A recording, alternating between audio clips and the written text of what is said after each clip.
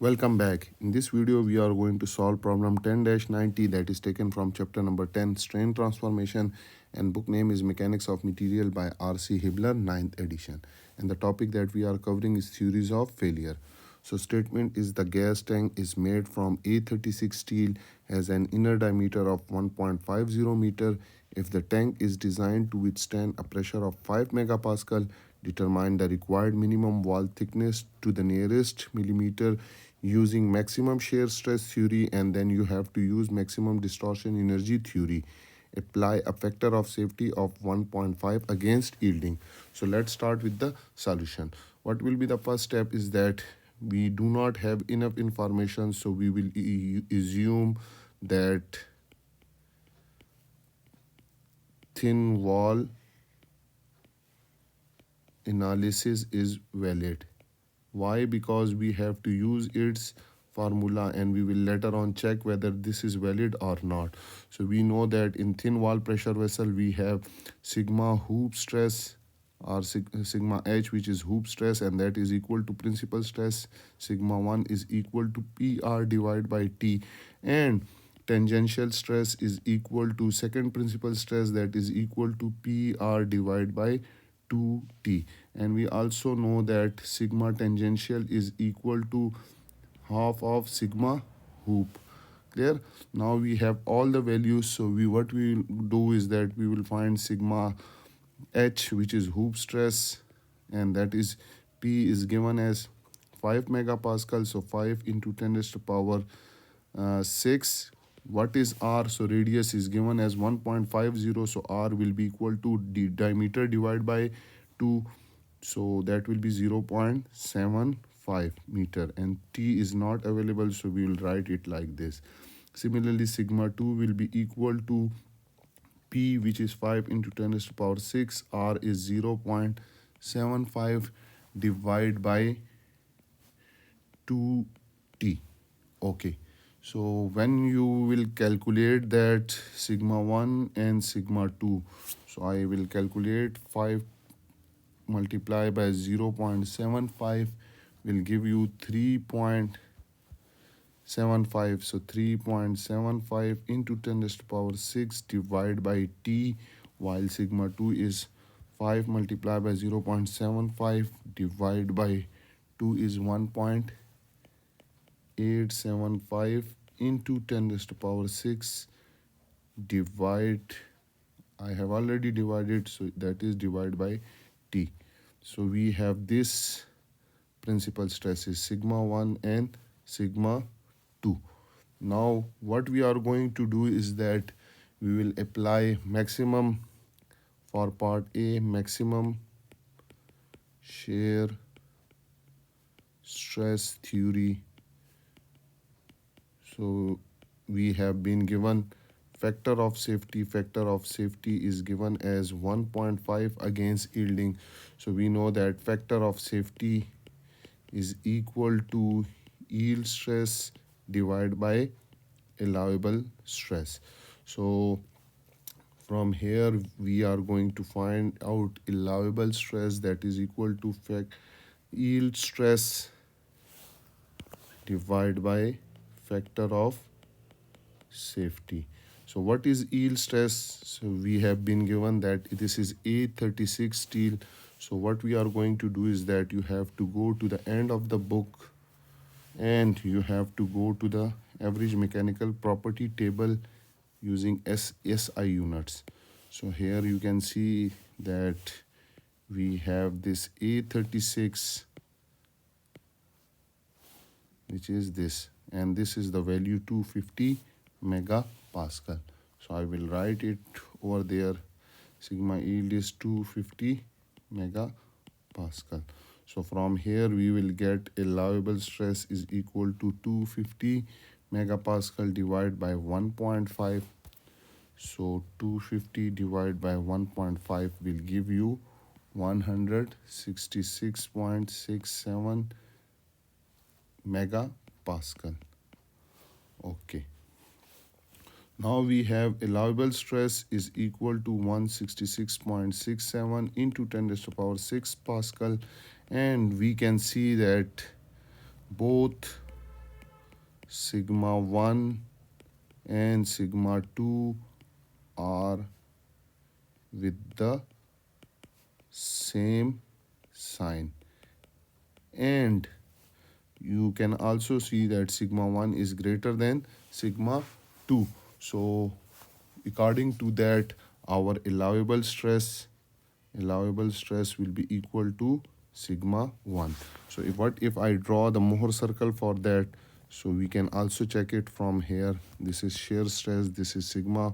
So let this is sigma 1 and this is sigma 2, and the Mohr circle in between these two is like this. So you can see, you can see it will be like this. So sigma 1 is the maximum value, and that is our allowable. This is sigma 1. So sigma, from here we have 166.67 into 10 to the power 6 is equal to sigma 1, which is this one, 3.57 into 10 to the power 6 divided by t. So what we will get is that we will get this t will be equal to 3.57 into 10 to the power 6 divided by 166.67 into 10 raised to power 6.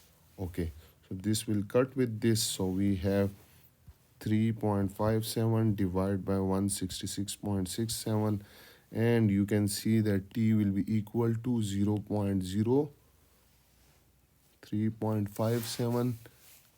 Sorry, 3.57. I think I have made a mistake. Let me check it over here. So 5 multiplied by 0.75 is, this is 3.75, not 57. This is 3.75. Okay, so I will correct it over here as well. 3.75.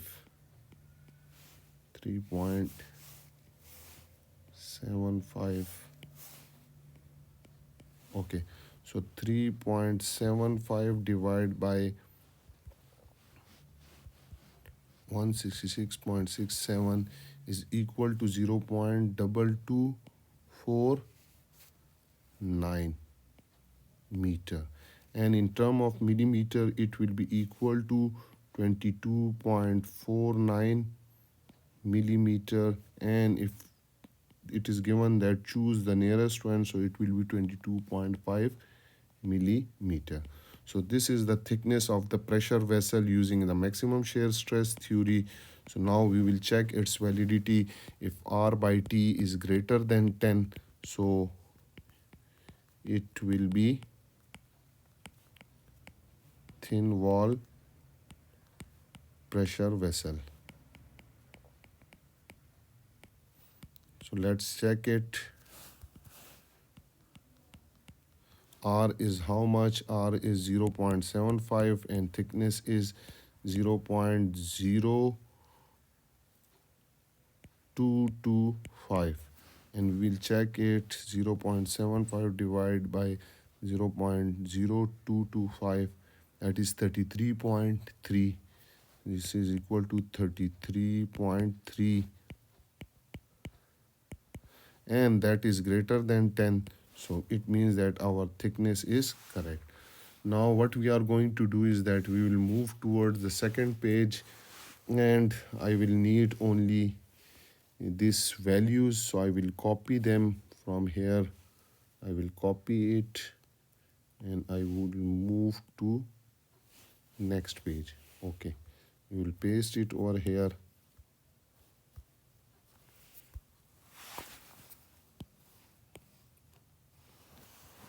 Okay, remove these things. Now we will have second part, and in second part we have been asked to find thickness using maximum distortion energy theory,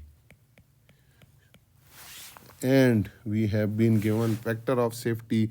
So we know that allowable stress is equal to yield stress divided by factor of safety.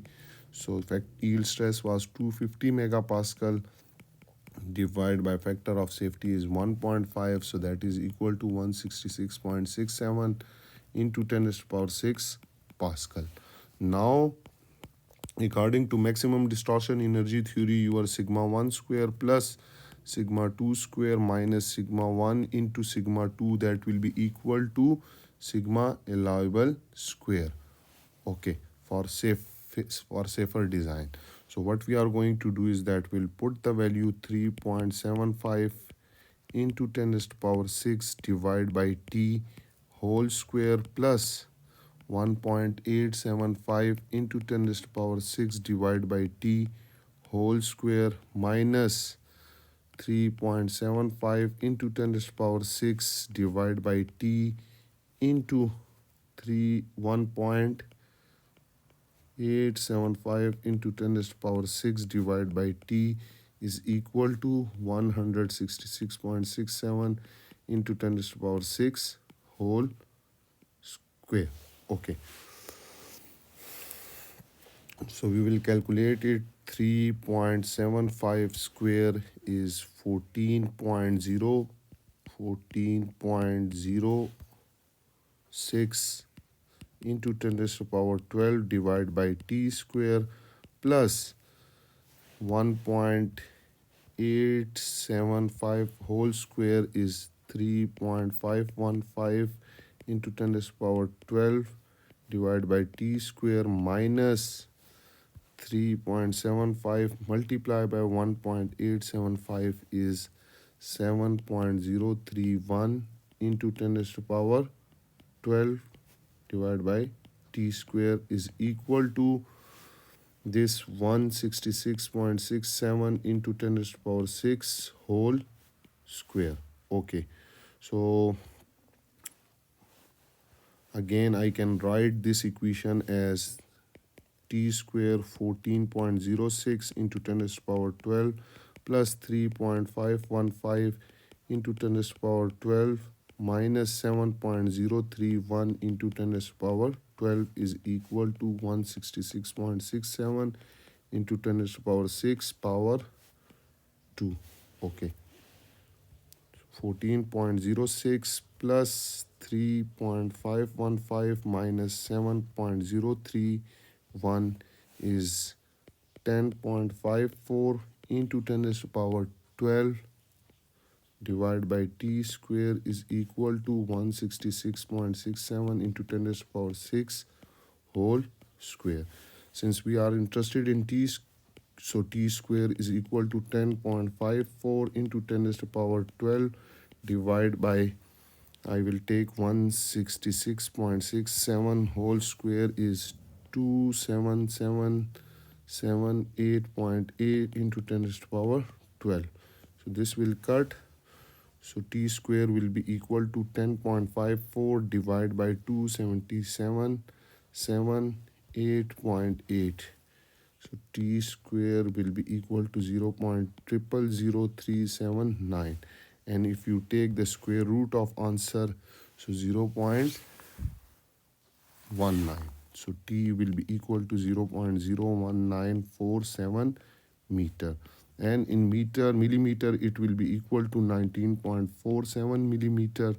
Or if you round it off, it will be 19.5 millimeter, which is the answer. Again, we will check its validity. If r by t is greater than 10, so it will be valid. So r is 0.75 and t is 0.0195.